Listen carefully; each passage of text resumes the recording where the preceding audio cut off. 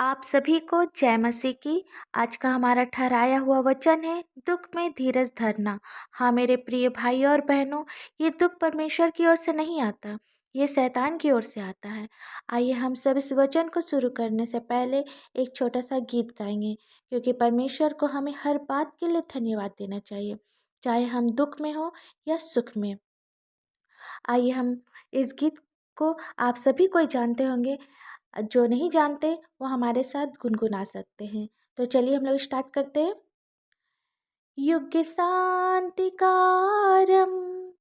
युग प्रेम का प्रारंभ, प्रभु क्षमा में है सागर, यीशु दया सागर, प्रभु क्षमा में है सागर, यीशु दया सागर, दया सागर, दया सागर, दया सागर, दया सागर। आशा करते हैं आप सभी को ये गाना बहुत पसंद आया होगा। चलिए आज अब हम लोग वचन की ओर चलेंगे। आज का ठहराया हुआ वचन है याकूब की पत्री, उसका 5 अध्याय का 7 पद, जिसमें लिखा है, इसलिए हे भाइयों, प्रभु के आगमन तक धीरज धरो। देखो, किसान पृथ्वी की बहुमूल्य फसल की आशा रखता हुआ प्रथम और अंतिम वर्षा होने तक धीरज धरता है। और इसी का 5वां अध्याय का 11 पद हम देखेंगे, तो वहाँ लिखा है, देखो हम धीरज धरने वालों को धन्य कहते हैं। तुमने अय्यूब के धीरज के विषय में तो सुना ही है, और प्रभु की ओर से जो उसका प्रतिफल हुआ उसे भी जान लिया है, जिससे प्रभु की अत्यंत करुणा और दया प्रकट होती है। देखिए, परमेश्वर हमें खुद अय्यूब के विषय में बताया कि वह कैसे धीरज धरा। जब अय्यूब के पास सब कुछ खत्म हो गया था, तब भी वह परमेश्वर से कुड़कुड़ाया नहीं। पर हम मनुष्य ऐसा नहीं करते। हमारे पास थोड़ा सा भी दुख आ जाए तो हम परमेश्वर से तुरंत बोलते हैं कि परमेश्वर, ये दुख मुझे ही आपको देना था।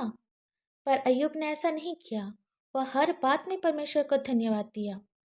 आप जानते हैं कि अय्यूब के पास जब कुछ भी नहीं था, वह दुख के समय भी धीरज धरता रहा, और अंत में परमेश्वर ने उसे जो कुछ भी छीना था उसका 2 गुना अय्यूब को वापस कर दिया। इस वचन में आपने देखा कि अय्यूब ने धीरज धरा तो उसका 2 गुना उसे वापस मिल गया। और हम लोग 7 पद में हमने पढ़ा कि बहुमूल्य फसल के लिए भी किसान ने धीरज धरा। ये बहुमूल्य फसल क्या है? ये परमेश्वर की आशीष है। हमें भी किसान की तरह धीरज धरना है, अय्यूब की तरह धीरज धरना है।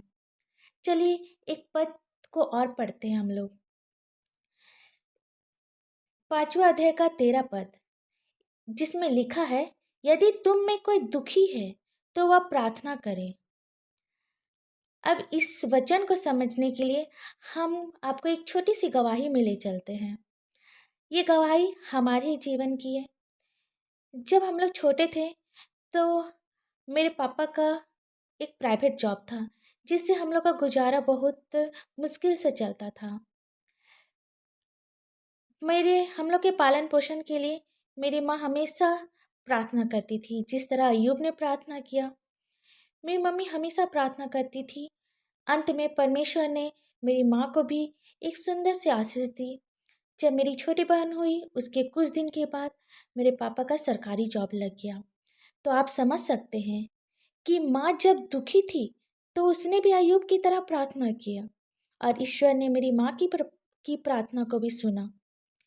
जो परमेश्वर अय्यूब की प्रार्थना को सुनता है, मेरी माँ की प्रार्थना को सुनता है, तो वह हमारी और आपकी प्रार्थना को क्यों नहीं सुनेगा। वचन में परमेश्वर खुद ही कहा है, यदि तुम में कोई दुखी हो तो वह मेरे पास आए, प्रार्थना करे। आइए हम सब मिलकर परमेश्वर से प्रार्थना करें। धन्यवाद पिता परमेश्वर, महान जीत परमेश्वर, राजाओं के राजा, प्रभुओं के प्रभु, प्रार्थना को सुनने वाले पिता, विलम्ब से कोप करने वाले पिता। वचन में आपने कहा है, तुम में कोई दुखी है तो वह प्रार्थना करे, जितने भी लोग दुखी हैं, परेशान हैं, बीमार हैं, समस्या में हैं, बेरोजगार हैं, एक एक जन की प्रार्थना को सुन, सभी पर अपनी आशीष दे, सभी को धीरज धरना सिखाइए, प्रार्थना में मजबूत होना सिखाइए। पिता, और आपसे हम लोग क्या मांगे, मांगने से पहले आप मेरे हर एक दुख तकलीफ को जानते हैं। एक छोटी सी प्रार्थना आपके मीठे पवित्र नाम से मांगते हैं, सुन और स्वर्ग राज पे ग्रहण कर। आमीन, आमीन और आमीन। अगर आपको हमारे ये यूट्यूब चैनल दया सागर पसंद आया है तो हमारे इस चैनल को लाइक, शेयर और सब्सक्राइब कर दीजिए। धन्यवाद।